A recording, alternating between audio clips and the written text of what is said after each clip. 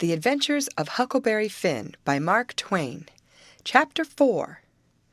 Well, 3 or 4 months run along, and it was well into the winter now.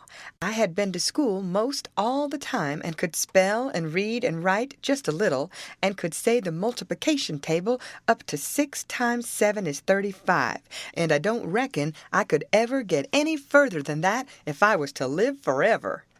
I don't take no stock in mathematics anyway. At first I hated the school, but by and by I got so I could stand it. Whenever I got uncommon tired, I played hooky, and the hiding I got next day done me good and cheered me up. So the longer I went to school, the easier it got to be. I was getting sort of used to the widow's ways, too, and they weren't so raspy on me. Living in a house and sleeping in a bed pulled on me pretty tight mostly, but before the cold weather I used to slide out and sleep in the woods sometimes, and so that was a rest to me.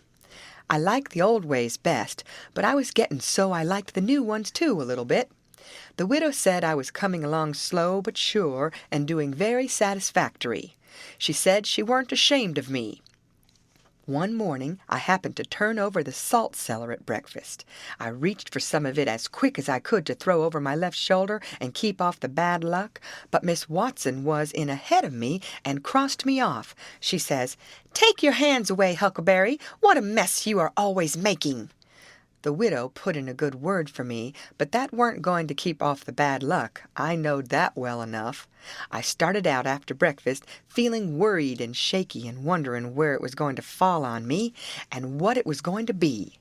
There is ways to keep off some kinds of bad luck, but this wasn't one of them kind, so I never tried to do anything, but just poked along low-spirited and on the watch-out.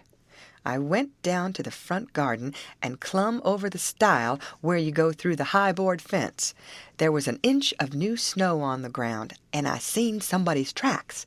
They had come up from the quarry and stood around the stile a while, and then went on around the garden fence.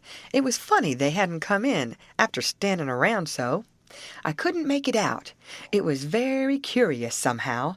I was going to follow around, but I stooped down to look at the tracks first.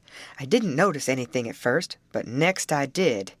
There was a cross in the left boot heel made with big nails to keep off the devil.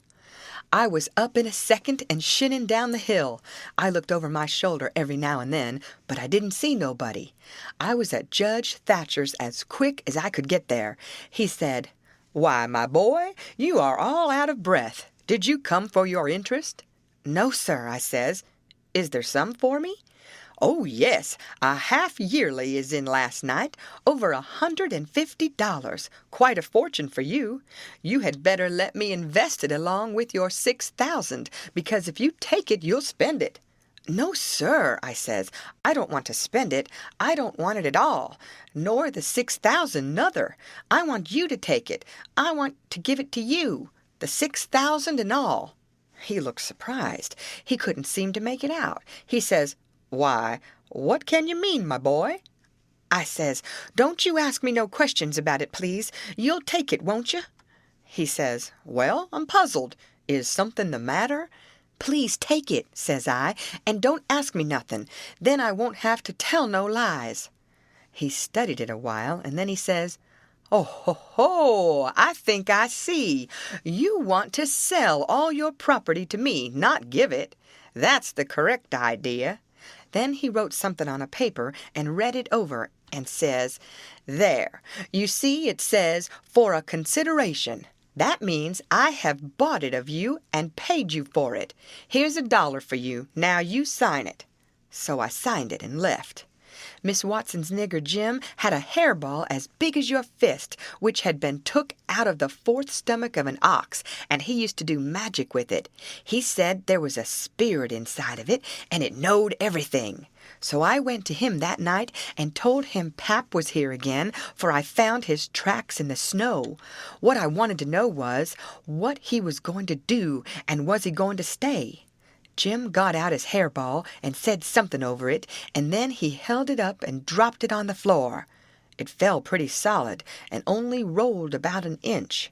Jim tried it again, and then another time, and it acted just the same. Jim got down on his knees and put his ear against it and listened. But it warn't no use. He said it wouldn't talk. He said sometimes it wouldn't talk without money. I told him I had an old slick counterfeit quarter that warn't no good because the brass showed through the silver a little, and it wouldn't pass nohow, even if the brass didn't show, because it was so slick it felt greasy, and so that would tell on it every time. I reckoned I wouldn't say nothing about the dollar I got from the judge. I said it was pretty bad money, but maybe the hairball would take it, because maybe it wouldn't know the difference. Jim smelt it and bit it and rubbed it and said he would manage so the hairball would think it was good. He said he would split open a raw Irish potato and stick the quarter in between and keep it there all night, and next morning you couldn't see no brass, and it wouldn't feel greasy no more, and so anybody in town would take it in a minute, let alone a hairball. Well, I knowed a potato would do that before, but I had forgot it. Jim put the quarter under the hairball and got down and listened again. This time he said the hairball was all right. He said it would tell my whole future if I wanted it to. I says, go on. So the hairball talked to Jim, and Jim told it to me. He says, "Yo' old father don't know yit what he's a-goin' to do. Sometimes he spec he'll go away, and den again he spec he'll stay. De best way is to rest easy and let de old man take his own way. Dey's 2 angels hoverin' round about him. One of 'em is white and shiny, and de other one is black. De white one gets him to go right a little while, den de black one sail in and bust it all up. A body can't tell yit which one is goin' to fetch him at de last.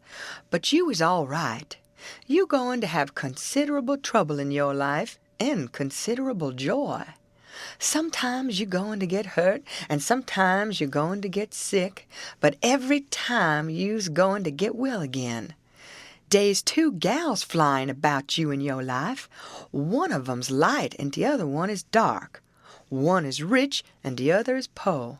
You's going to marry the po' one first, and the rich one by and by. You wants to keep way from the water as much as you kin, and don't run no risk, case it's down in the bills dat you's going to get hung." When I lit my candle and went up to my room that night, there sat Pap, his own self. The end. Subscribe for more stories.